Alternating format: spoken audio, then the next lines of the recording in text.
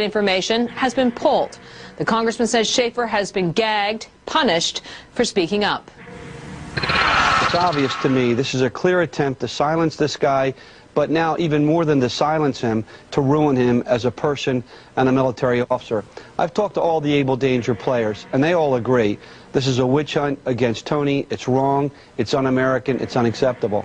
Pentagon reportedly does not want the public to hear next week's Senate testimony about the former secret intelligence unit known as Able Danger. Two congressional sources have told Fox News that the military's pressuring senators to move the hearings behind closed doors.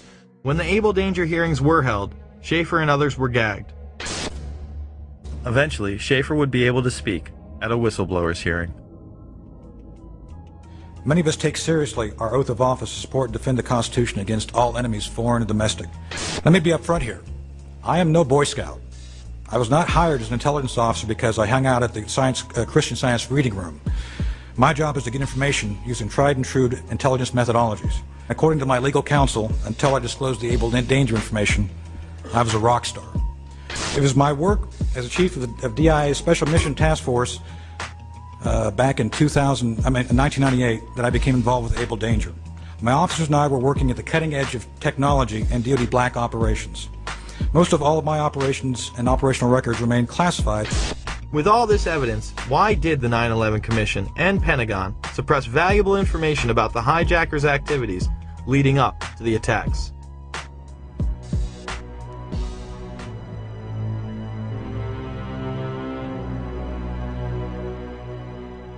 It was widely reported that men had been celebrating the attack after recording the first plane strike. They were not Al-Qaeda, but they were detained. I grabbed my binoculars and I could see the towers from my window. And this is where I'm looking. And all of a sudden, down there, I see this van park. And I see three guys on top of the van. And I could see that they were like happy. They didn't look shocked to me. They didn't look shocked. There was a group of Israelis, some of whom later were revealed as Mossad assets, who were arrested after cheering and high-fiving and videotaping the crash of the airplanes into the World Trade Towers. Several other men were detained after a van full of explosives was stopped outside of Manhattan.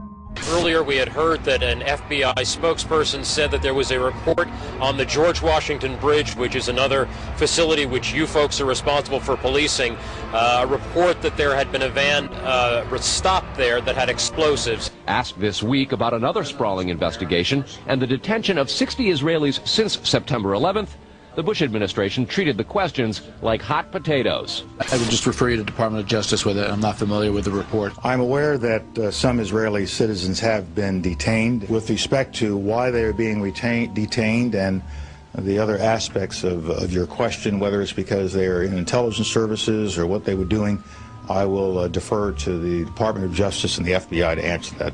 On March 6, 2002, a draft report from the DEA said it may well be an organized intelligence gathering activity. Despite all of this, all the Israelis were let go without any espionage charges being filed. Fox News anchors Brit Hume and Carl Cameron would do a 4-part investigation into these allegations in December of 2001 and yield stunning results. It has been more than 16 years since a civilian working for the Navy was charged with passing secrets to Israel. Jonathan Pollard pled guilty to conspiracy to commit espionage and is serving a life sentence. At first, Israeli leaders claimed Pollard was part of a rogue operation, but later took responsibility for his work. Now, Fox News has learned some U.S. investigators believe that there are Israelis again very much engaged in spying in and on the U.S. Since September 11th, more than 60 Israelis have been arrested or detained, either under the new Patriot anti-terrorism law or for immigration violations. A handful of active Israeli military were among those detained, according to investigators, who say some of the detainees also failed polygraph questions when asked about alleged surveillance activities against and in the United States. Investigators suspect that the Israelis may have gathered intelligence about the attacks in advance and not shared it. A highly placed investigator said there are, quote, tie-ins, but when asked for details, he flatly refused to describe them, saying, quote, Evidence linking these Israelis to 911 is classified. I cannot tell you about evidence that has been gathered. It's classified information. Now, when the FBI investigated, it quickly unraveled to be the largest foreign spy ring ever uncovered inside the United States, the largest. Even the Soviet Union had not been spying on the United States as much as Israel has been doing. So the FBI started to round up these spies. They started to arrest them very quietly, and they were about halfway through this process of rounding up this spy ring when 9/11 happened. Numerous classified documents obtained by Fox News indicate that even prior to September 11th, as many as 140 other Israelis had been detained or arrested in a secretive and sprawling investigation into suspected espionage by Israelis in the United States. Investigators from numerous government agencies are part of a working group that's been compiling evidence since the mid-90s. These documents detail hundreds of incidents in cities and towns across the country that investigators say, quote, may well be an organized intelligence gathering activity. The first part of the investigation focuses on Israelis who say they are art students from the University of Jerusalem and Bezalel Academy. Documents say they, quote, targeted and penetrated military bases, the DEA, FBI, and dozens of other government facilities, and even secret offices and unlisted private homes of law enforcement and intelligence personnel. The majority of those questioned, quote, stated they served in military intelligence, electronic surveillance intercept, and or explosive ordnance units. Why would Israelis spy in and on the U.S.? A General Accounting Office investigation referred to Israel as Country A and said, quote, according to a U.S. intelligence agency, the government of Country A conducts the most aggressive espionage operation against the U.S. of any U.S. ally. The document concludes, quote, Israel possesses the resources and technical capability to achieve its collection objectives. What about this question of advanced knowledge of what was going to happen on 9/11?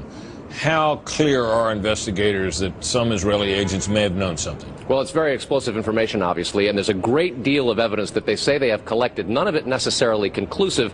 It's more when they put it all together.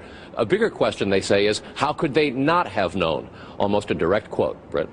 It is now apparent that this intelligence ring was inside the U.S., had prior knowledge of 9/11, and had a classified role in 9/11, which officials refused to discuss. It was also able to penetrate U.S. intelligence agencies and secret offices, yet all were released.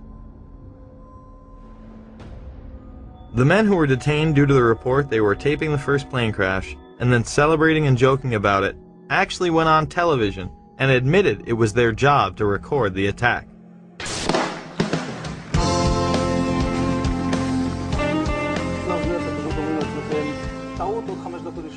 And at that point we were taken for another round of questioning, this time related to our allegedly being members of Mossad.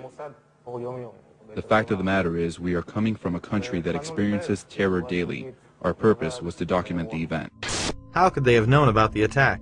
And who sent them to document it?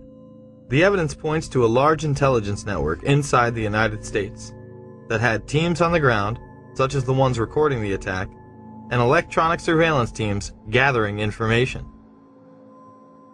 Another team who was involved that day detonated explosives on the ground. We have both suspects under K. We have the suspect who drove in the van exploded. Yeah, I just want to make sure you and your guys are all right over there, K, that's all. You know, we have both Trans driven that exploded. What location? Street between 6 and 7. Shooting is on the scene on K 6 or 7. What unit are you?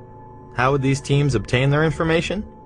The investigation on our side basically tracked back to two companies. The first one was called Amdocs. This is an Israeli-owned company which does the billing for 90% of the telephone companies inside the United States. Fox News has learned that some American terrorism investigators fear certain suspects in the September 11th attacks may have managed to stay ahead of them by knowing who and when investigators are calling on the telephone. How? By obtaining and analyzing data that's generated every time someone in the U.S. makes a phone call. One sitting in city, please. Here's how the system works. Most directory assistance calls and virtually all call records and billing in the U.S. are done for the phone companies by Amdocs Limited, an Israeli-based private telecommunications company. Amdocs has contracts with the 25 biggest phone companies in America and more worldwide. It is virtually impossible to make a call on normal phones with